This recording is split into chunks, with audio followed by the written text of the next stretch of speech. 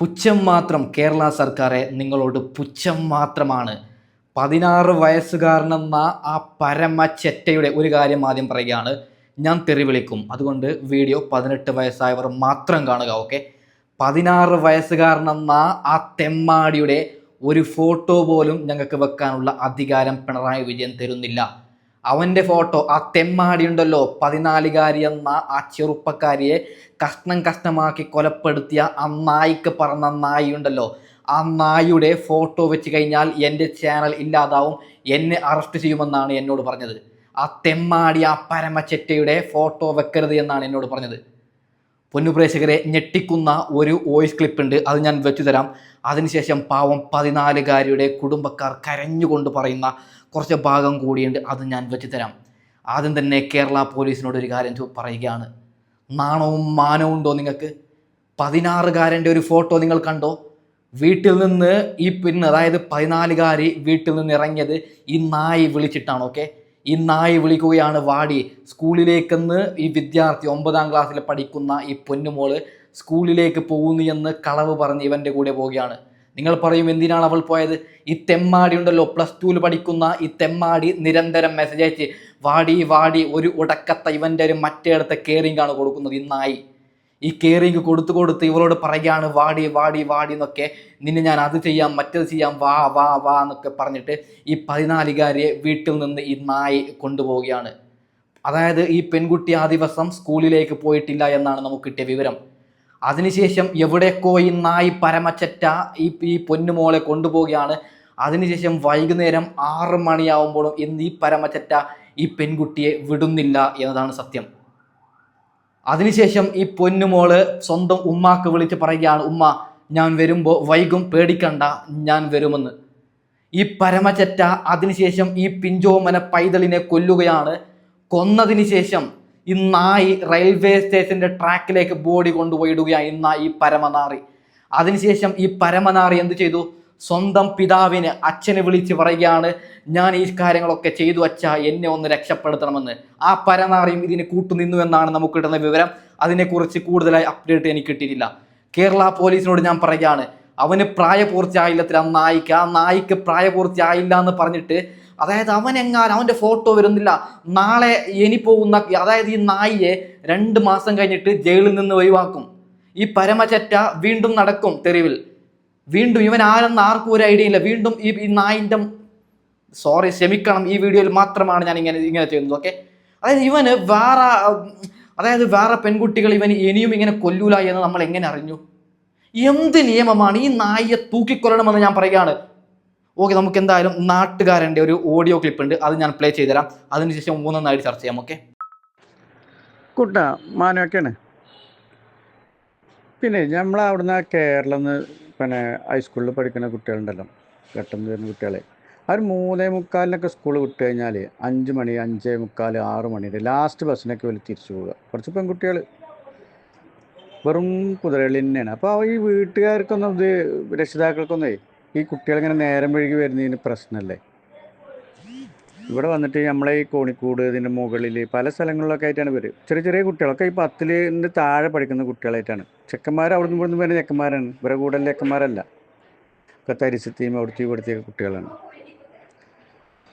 അതൊന്ന് ഞങ്ങൾക്ക് അവിടെ ഒരു ഗ്രൂപ്പും കാര്യങ്ങളൊക്കെ ഉണ്ടെങ്കിൽ ഇങ്ങനെയൊക്കെ രക്ഷിതാക്കളോടൊന്ന് വന്ന് കുട്ടികൾ സ്കൂൾ വിട്ടാൽ വീട്ടിലേക്ക് പോരാൻ വേണ്ടിയിട്ടുള്ളൊരു പരിപാടി. ഇവിടെ എന്താ പറയുക, ബസ്സുകൾ ഇങ്ങനെ കാണുന്നുണ്ട്, നമ്മൾ അതിനൊന്നും കയറില്ല. അവർ ലാസ്റ്റ് വണ്ടിക്കൊക്കെ കയറുക. അതുവരെ ഒരു ഇതിലും കറങ്ങിയടിക്കും, കുറേ ഹോസ്പിറ്റലിൻ്റെ ബാക്കിക്ക്, അല്ലെങ്കിൽ ഹോമിയോൻ്റെ ബാക്കിക്ക്, അല്ലെങ്കിൽ നമ്മളെ കോണിക്കൂടിൻ്റെ ഇതിലേക്ക് ഇവിടെ നിന്ന് എത്രയോ ആട്ടി വിട്ടാലും പോകില്ല, നമ്മളോട് ചൂടാവും ചിലപ്പോൾ കുട്ടികൾ. അതിലെല്ലാ ഐറ്റം കുട്ടികളും ഒക്കെ നമ്മൾ ഗവൺമെൻറ് സ്കൂളത്തെ കുട്ടികളാണ് കൂടുതലും. ഈ ചോക്ലേറ്റും ഇതിനൊക്കെ പോകുമ്പോൾ ലാസ്റ്റ് ബസ്സിനൊക്കെ അവർ പോവുക. 3:45 സ്കൂൾ വിട്ടാൽ ഇതിലുണ്ടാകലുണ്ട് സാധാരണ. ഇപ്പോൾ പിന്നെ ഒരു പരീക്ഷൻ്റെ ടൈം ആയതുകൊണ്ടാണ് ഇപ്പോൾ ഒരു ഉച്ച മുതൽ തന്നെ ഇതിലുണ്ട്.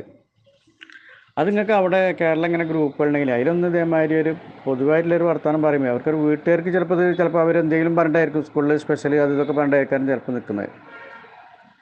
അതൊന്ന് ശ്രദ്ധയിൽപ്പെടുത്താൻ പറ്റുമെങ്കിൽ ചെയ്യുന്നുണ്ട് കേട്ടോ. ഇത് ആ നാട്ടുകാരൻ്റെ ഒരു വോയിസ് ആണ്.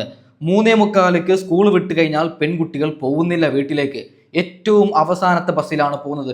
പൊന്നു സഹോദരിമാരെ, നിങ്ങളോട് സ്നേഹമുള്ളത് കൊണ്ടാണ് പറയുന്നത്. നിങ്ങൾ എപ്പോഴാണ് പഠിക്കുന്നത്? സ്കൂൾ വിട്ട് കഴിഞ്ഞാൽ ദയവ് ചെയ്ത് നിങ്ങൾ വീട്ടിലേക്ക് കറക്റ്റ് സമയത്ത് പോയിക്കോളൂ. ഇല്ലെങ്കിൽ ആ പരമനാറിയെപ്പോലുള്ള ആ ചെറ്റകൾ നിങ്ങളെ മുതലാക്കാൻ വേണ്ടി ആ നാറിയെപ്പോലുള്ളവർ വെയിറ്റിംഗ് ആണ്. നിങ്ങളോട് മെസ്സേജ് ഇട്ട് പറയും, നിന്നെ ഞാൻ പൊന്നുപോലെ നോക്കാടി, നീ എൻ്റെ എല്ലാം അടി എന്ന് പറയും. നീ അവനെ വിശ്വസിച്ച് അവൻ്റെ കൂടെ പോയി കഴിഞ്ഞാൽ, അതായത് ഇപ്പോൾ നടന്നത്, ഞാനൊരു കാര്യം പറയുകയാണ്, ഈ പീഡിപ്പിക്കപ്പെട്ട പെണ്ണിനെ പീഡിപ്പിച്ചു, അതായത് നല്ലോണം ബലാത്സംഗം ചെയ്തിട്ടാണ് കൊലപ്പെടുത്തിയത്. 4-5 ആൾക്കാർ കൂടിയിട്ടാണ് കൊന്നത് എന്നാണ് നിലവിൽ കിട്ടുന്ന വിവരം. അതായത് ഈ പെൺകുട്ടികൾ ഇവനെ വിശ്വസിച്ച് ഇവൻ്റെ കൂടെ പോവുകയാണ്. ഇവൻ എന്ത് ചെയ്യുന്നു, ഇവൻ്റെ ഫ്രണ്ട്സിനെ വിളിക്കുകയാണ്, ആടാ ഒരു ഐറ്റം വന്നിട്ടുണ്ട് വാ. അതിനുശേഷം എല്ലാവരും ഒരുമിച്ച് ചേർന്ന് നായ്ക്കളോട് അതിനെ കൂട്ടു നിൽക്കുന്ന നമ്മുടെ പോലീസിനോടും നിയമത്തോടും പുച്ഛം മാത്രമാണ് എനിക്ക് പേഴ്സണലി ഉള്ളത്. ഈ 16-കാരൻ്റെ ഫോട്ടോ കൊണ്ടുവരണം, ഈ 16-കാരനെ നമ്മൾ തൂക്കിക്കൊല്ലണം, ഇങ്ങനത്തെ നിയമം കൊണ്ടുവരണം. ഷഹബാസിന്റെ വധക്കേസ് എന്തായി? ആ പ്രതികൾ ഇപ്പോൾ നല്ലോണം അടിപൊളിയായിട്ട് ജീവിക്കുകയാണ്. പോയതാർക്ക്? ഷഹബാസ്. നിങ്ങൾക്ക് എല്ലാവർക്കും അറിയാൻ പറ്റുമല്ലോ ഷഹബാസിന്റെ മരണം.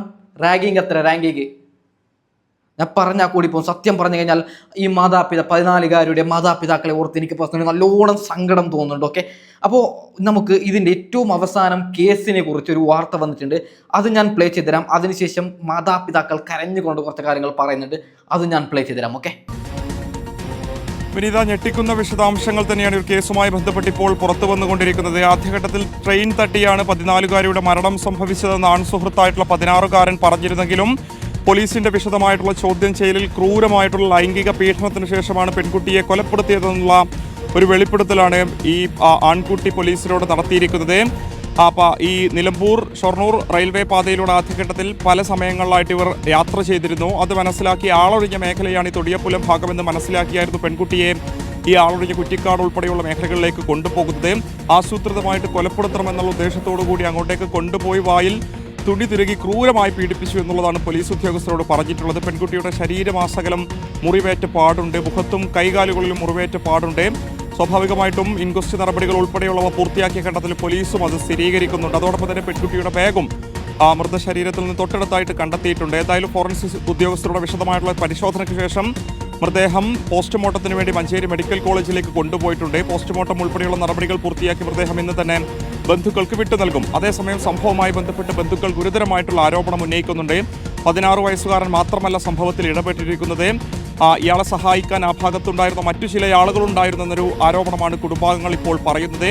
അത്തരം പങ്കുകളൊക്കെ തന്നെ ഒരു ഘട്ടത്തിൽ പുറത്തു കൊണ്ടുവരണം. പോലീസ് വിശദമായിട്ടുള്ള ഒരു അന്വേഷണം കേസുമായി ബന്ധപ്പെട്ട് നടത്തണമെന്നുള്ളതാണ് കുടുംബാംഗങ്ങളുടെ ആവശ്യം. നേരത്തെ ഈ പെൺകുട്ടിയുമായിട്ടുള്ള ബന്ധം മനസ്സിലാക്കിയ കുടുംബം ഇത് തടയാൻ ശ്രമിച്ച ഘട്ടത്തിൽ പെൺകുട്ടിയുടെ മാതാവിനെ ഈ 16-കാരൻ ഭീഷണിപ്പെടുത്തിയിരുന്നു എന്നൊരു വെളിപ്പെടുത്തൽ കൂടി ഈ പെൺകുട്ടിയുടെ കുടുംബാംഗങ്ങൾ ഇപ്പോൾ പറയുന്നുണ്ട്.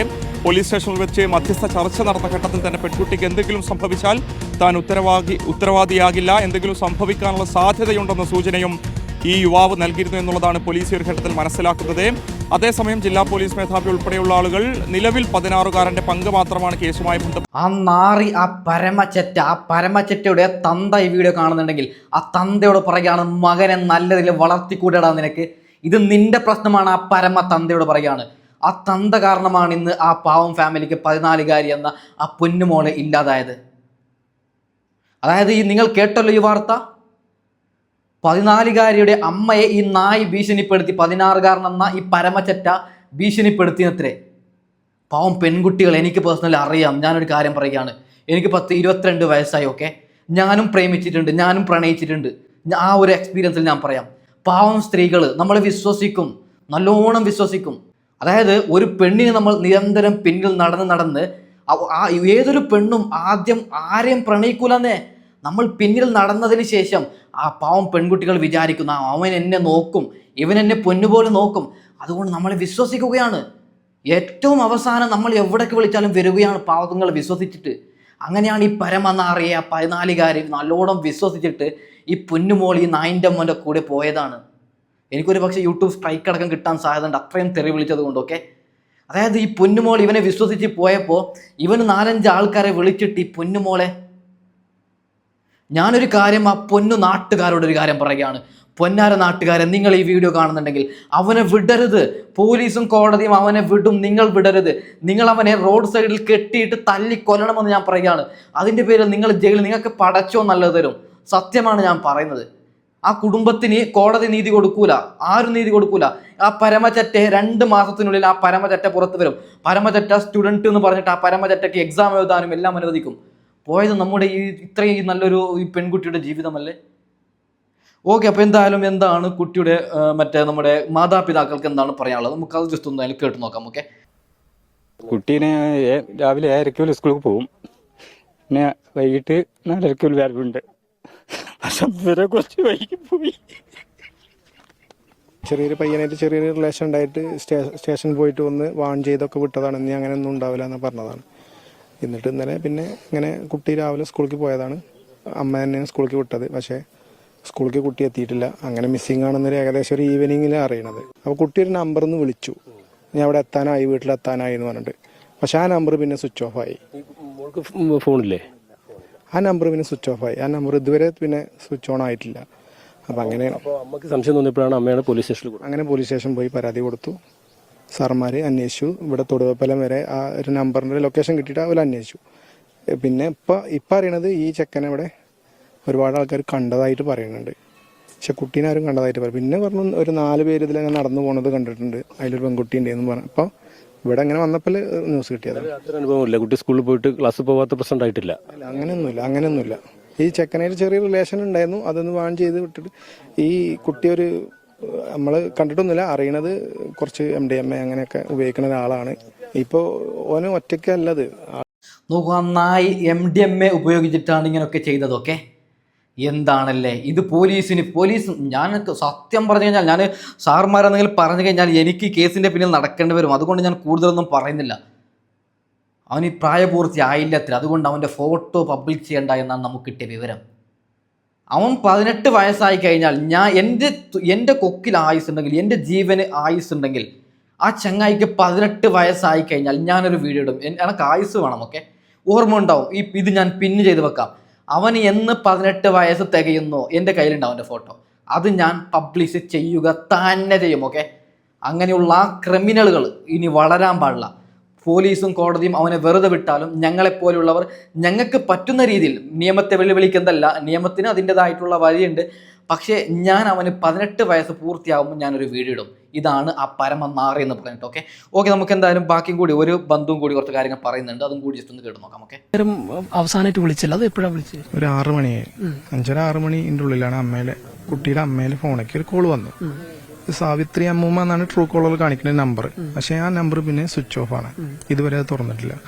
ആ നമ്പർ വെച്ചിട്ട് സാറന്മാർ, ഞങ്ങളപ്പോൾ സ്റ്റേഷനിലുണ്ട്, സാറന്മാർ അന്വേഷണത്തിൽ ഈ ലൊക്കേഷൻ കിട്ടിയത് ഈ നമ്മളെ തൊടുകപ്പലം സ്റ്റേഷനിലാണ്. അപ്പം ആ സ്പോട്ടിൽ തന്നെ സാറന്മാർ വന്ന് അന്വേഷിച്ചപ്പോൾ പക്ഷെ ആരും കണ്ടെത്താൻ പറ്റില്ല. അത് കുറച്ച് കഴിഞ്ഞപ്പോഴാണ് നമുക്ക് അറിയാൻ പറ്റിയത് ഈ സ്റ്റേഷൻ മാസ്റ്ററോട് ക്യാഷൊക്കെ ഈ പ്രതി ചോദിച്ചിട്ടുണ്ടായിരുന്നു. ക്യാഷ് ചോദിച്ചിട്ടുണ്ട്, ഇവിടെ വീട്ടിൽ നിന്ന് ഇവിടുന്ന് വെള്ളം വാങ്ങി കുടിച്ചിട്ട്, അങ്ങനെയൊക്കെ കുറെ കഴിഞ്ഞിട്ടാണ് നമ്മൾ അറിയണത്. എന്നിട്ട് രാത്രി ഞങ്ങൾ തെരഞ്ഞു, വാണിയമ്പലം ഭാഗത്തേക്കും അങ്ങോട്ട് തൂര് ഭാഗത്തേക്കും തെരഞ്ഞു. അതൊക്കെ 12 മണി 11 മണി രാത്രി 1:30 വരെയൊക്കെ തെരഞ്ഞിട്ടുണ്ട്. ഞങ്ങൾ കുറച്ച് ആൾക്കാർ ഇവിടെ തെരഞ്ഞു, കുറച്ച് ആൾക്കാർ സ്റ്റേഷനിലുണ്ടായിരുന്നു. അങ്ങനെ ഇതിന് മുന്നേ ഈ പ്രതിന്ന് സംശയിക്കുന്ന ഒരാളുണ്ടല്ലോ, പ്രതി തന്നെ, ഈ ആൾക്ക് ചെയ്തിട്ട് ഈ കുട്ടിക്ക് ഒരു റിലേഷൻ ഉണ്ടായിരുന്നു. അത് ഒരു 2 ആഴ്ച മുന്നേ കരുവാരൻ്റെ സ്റ്റേഷനിൽ വെച്ചിട്ട് ഒരു മധ്യസ്ഥയോടെ വിട്ടതാണ്. ഇനി അങ്ങനെ ഒന്നും ആവർത്തിക്കൂല എന്നൊക്കെ പറഞ്ഞ് അങ്ങനെ വിട്ടതാണ്. ഈ പ്രതിക്ക് ചെറിയ ലഹരിന്റെ ഉപയോഗം കാര്യങ്ങളൊക്കെ ഉണ്ട്, ശ്രദ്ധയിൽപ്പെട്ടിട്ടുണ്ട് കുട്ടീൻ്റെ അമ്മയൊക്കെ. ആ സമയത്ത് തന്നെ കുട്ടീൻ്റെ അമ്മേനോട് ഈ പ്രതി വെല്ലുവിളിച്ചിട്ടുണ്ട്, ഇനി ആരെങ്കിലും ഓളെ എങ്ങോട്ടെങ്കിലും കൊണ്ടുപോയി എൻ്റെ തലയൊക്കെ ഇടരുത്, അങ്ങനെയൊക്കെ പറഞ്ഞിട്ടുണ്ട് ഈ 2 ആഴ്ച മുന്നേ.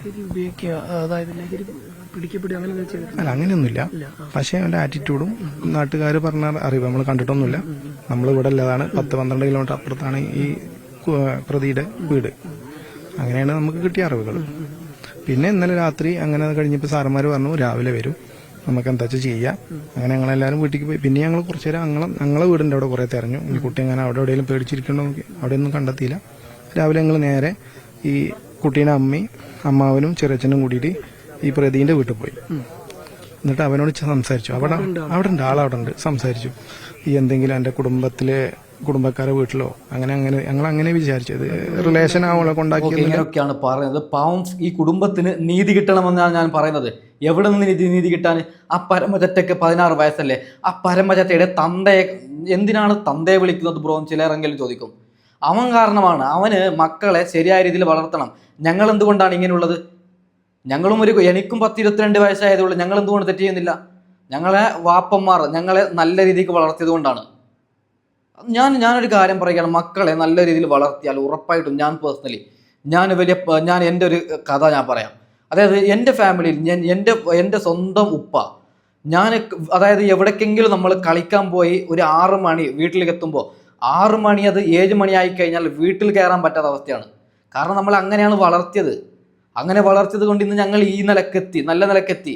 അതായത് ഞങ്ങളെപ്പറ്റി, അതായത് യൂട്യൂബിൽ വീഡിയോ ഇടുന്നത് എന്തെങ്കിലും വിവാദമാവുന്നതല്ലാതെ വേറെ കഞ്ചാവ് കൊടുത്തു അല്ലെങ്കിൽ മറ്റൊരുത്തനെ അടിച്ചു, പെണ്ണ് കേസ്, അങ്ങനെയുള്ള ഒന്നും ഞങ്ങളുടെ കുടുംബത്തിലേക്ക് ഇതുവരെ ഇനിയും കേൾക്കൂല. അത് ഉറപ്പാണ്. എനിക്കും എന്നെ കൺട്രോൾ ചെയ്യുന്ന ഒരിതുള്ളത് കൊണ്ടാണ് ഞാൻ പറയുന്നത്. അത് നല്ല രീതിയിൽ വളർത്തിയാൽ മക്കൾ ഞാൻ വലിയ നല്ലോണമെന്നല്ല ഞാൻ പറഞ്ഞത്, എക്സാമ്പിളാണ് പറഞ്ഞത്. അപ്പോൾ ഈ പരമനാറിയെ എത്രയും പെട്ടെന്ന് ശിക്ഷിക്കണമെന്ന് പറഞ്ഞുകൊണ്ട്, ഈ പരമനാറിക്ക് വലിയൊരു ശിക്ഷ മേടിച്ചു കൊടുക്കണമെന്ന് പറഞ്ഞുകൊണ്ട് ഞാൻ തൽക്കാലം വൈൻഡപ്പ് ചെയ്യുകയാണ്. ഓക്കെ, അടുത്ത അപ്ഡേറ്റും കാര്യങ്ങളും നിങ്ങൾ ഈ കേസുമായി ബന്ധപ്പെട്ട് കിട്ടുകയാണെങ്കിൽ ഉടനെ അടുത്ത വീഡിയോയുമായി ഉടൻ വരാം. Okay, by.